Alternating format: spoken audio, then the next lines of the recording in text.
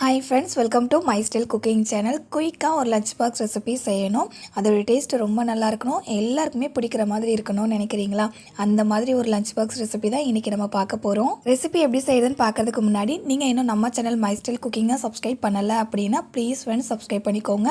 And இந்த recipe உங்களுக்கு பிடிச்சிருந்தது அப்படின்னா மறக்காமல் இந்த வீடியோக்கு ஒரு லைக் பண்ணுறேங்க. அங்கே ரெசிபிக்குள்ளே போகலாம். ஃபஸ்ட்டு ஸ்டவ் ஆன் பண்ணிவிட்டு ஒரு வானல் வச்சுக்கோங்க. வானலில் 4 டேபிள் ஸ்பூன் எண்ணெய் சேர்த்துக்கோங்க. எண்ணெய் சூடானதுக்கு அப்புறமா இதில் 1/2 டேபிள் ஸ்பூன் ஜீரகம் சேர்த்துக்கோங்க.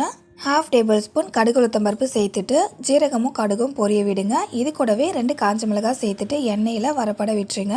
கடுகு சீரகம்லாம் பொரிஞ்சு வந்ததுக்கு அப்புறமா இதில் ஒரு 7 பல் அளவுக்கு பூண்டை நசுக்கிட்டு சேர்த்துக்கோங்க. சேர்த்துட்டு பூண்டு கலர் சேஞ்ச் ஆகிற வரைக்கும் ஒரு 2-3 நிமிஷத்துக்கு வதக்கி விடுங்க. பூண்டு கலர் சேஞ்ச் ஆகி வதங்கி வந்ததுக்கு அப்புறமா இதில் கட் பண்ண வெங்காயம் 1 கப் அளவுக்கு சேர்த்துட்டு வெங்காயம் லைட்டாக கலர் சேஞ்ச் ஆகி வர வரைக்கும் வதக்கி விடுங்க. இப்போ பாருங்கள், வெங்காயம் வதங்கிடுச்சு. அதோடைய சைடில் லைட்டாக கலர் சேஞ்ச் ஆக ஸ்டார்ட் ஆகுது. இப்போ இதில் ஒரு கப் அளவுக்கு கட் பண்ண தக்காளி சேர்த்துக்கோங்க. 2 பெரிய சைஸ் குடமிளகாவை இந்த மாதிரி நீல வாக்கில் கட் பண்ணி சேர்த்துக்கோங்க.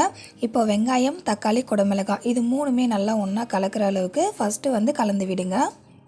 கலந்து விட்டதுக்கு அப்புறமா இதில் 1/4 டேபிள் ஸ்பூன் உப்பும் 1/4 டேபிள் ஸ்பூன் மஞ்சத்தூளும் சேர்த்துட்டு ஒரு டைம் கலந்து விடுங்க. கலந்து விட்டதுக்கு அப்புறமா இப்போ இந்த தக்காளி அதுக்கப்புறம் குடமிளகாய் 2மே சாஃப்டாக வதங்கி வரணும். அது வரைக்கும் நம்ம வதக்கி விட்டுக்கலாம். கலந்து விட்டதுக்கு அப்புறமா வானலை மூடி போட்டு மூடிட்டு மீடியம் ஃப்ளேமில் ஒரு 5 நிமிஷம் அப்படியே வதங்க விட்டுடுங்க.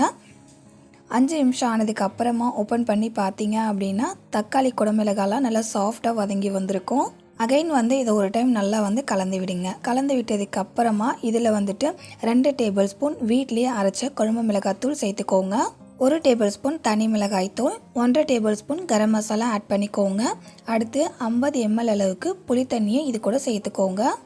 நம்ம ஆட் பண்ண மசாலா, புளி தண்ணி எல்லாமே இந்த குடமிளகாய், தக்காளி, வெங்காயத்தை கூட நல்லா மிக்ஸ் ஆகிற அளவுக்கு இந்த மாதிரி கலந்து விட்டுக்கோங்க.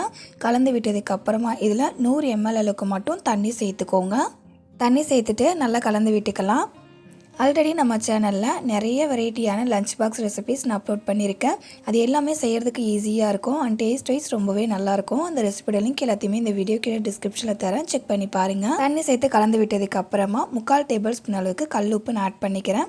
உப்பு உங்களுடைய டேஸ்ட்டுக்கு தகுந்த போல் நீங்கள் ஆட் பண்ணிக்கலாம். நான் சொல்லியிருக்க அளவு ஆட் பண்ணிங்க அப்படின்னா உப்பு டேஸ்ட்டு கரெக்டாக இருக்கும். உப்பு சேர்த்துட்டு நல்லா கலந்து விடுங்க. கலந்து விட்டதுக்கப்புறம் உப்பு டேஸ்ட்டு கரெக்டாக இருக்கான்னு செக் பண்ணிவிட்டு சப்போஸ் உப்பு டேஸ்ட்டு கம்மியாக இருந்துச்சு அப்படின்னா உங்கள் டேஸ்ட்டுக்கு தகுந்த போல் எக்ஸ்ட்ரா உப்பு கூட நீங்கள் ஆட் பண்ணிக்கலாம். இந்த தொக்கில் நம்ம ஆட் பண்ணிக்கிற மசாலா அதுக்கப்புறம் புளி தண்ணியோட பச்சை வாசனை போகிற வரைக்கும் குக் பண்ணணும். ஒரு 5 நிமிஷத்துக்கு வானலை மூடி போட்டு மூடாமல் ஓப்பன் பண்ணி வச்சு குக் பண்ணுங்கள். சீக்கிரமாக அந்த மசாலா அண்ட் புளி தண்ணியோட ராஸ்மெல் போயிடும்.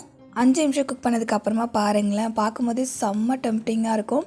அந்த மசாலா அதுக்கப்புறம் புளி தண்ணியோட ராஸ்மெல்லாம் போயிட்டு நல்லா எண்ணெய் பிரிஞ்சு தொக்கு ரெடியாக இருக்குது பாருங்கள். இந்த தொக்கை சாதத்தில் போட்டு பிரட்டியும் சாப்பிட்லாம். அப்படி இல்லைனா சப்பாத்தி, தோசை, இட்லி இந்த மாதிரி டிஃபன் ஐட்டம்ஸ்க்கெலாம் கூட நீங்கள் சைடிஷ்ஷாக வச்சு சாப்பிட்லாம். டேஸ்ட்டு செம்ம சூப்பராக இருக்கும். இந்த தொக்கு எவ்வளோ இருக்கும் அதுக்கு தகுந்த ரைஸை இது கூட சேர்த்து வானலில் போட்டு பரட்ட முடியாதுங்க. ஏன்னா வானல் சின்னதாக இருக்குது. அதனால் ஒரு 2 கப் அளவுக்கு சாதம் மட்டும் போட்டு பரட்டுற அளவுக்கு தொக்கை விட்டுட்டு மீதி தொக்கை நான் வேற ஒரு கப்பில் மாற்றிக்கிறேன். மீதி இருக்கிற தொக்கில் 2 கப் அளவுக்கு வடித்த சாதம் சேர்த்துட்டு நல்லா கலந்து விட்டுக்கிறேங்க. தொக்கும் சாதமும் நல்லா மிக்ஸ் ஆகிற அளவுக்கு கலந்து விடுங்க. சாதத்தை வடிக்கும் போதே குழன்னு இல்லாமல் உதிரியாக இருக்கிற போல் வடிச்சுக்கோங்க. அப்போ தான் குடமிளகாய் சாதம் நல்லா உதிரியாக இருக்கும். இன்றைக்கி நான் செஞ்ச தொக்கு அளவுக்கு 1/2 கிலோ அரிசியை சாதம் வடிச்சதுக்கப்புறம் சாதத்தை அந்த தொக்கில் போட்டு பரட்டுறதுக்கு அளவு கரெக்டாக இருக்கும். சப்போஸ் நீங்கள் கம்மியான குவான்டிட்டியில் பண்ணுறீங்க அப்படின்னா நான் சொல்கிற இன்க்ரீடியண்ட்டை மட்டும் நீங்கள் அப்படியே கம்மி பண்ணி ஆட் பண்ணிக்கலாம். மற்றபடி நீங்கள் வேறு எதுவுமே சேஞ்ச் பண்ண வேணாம்.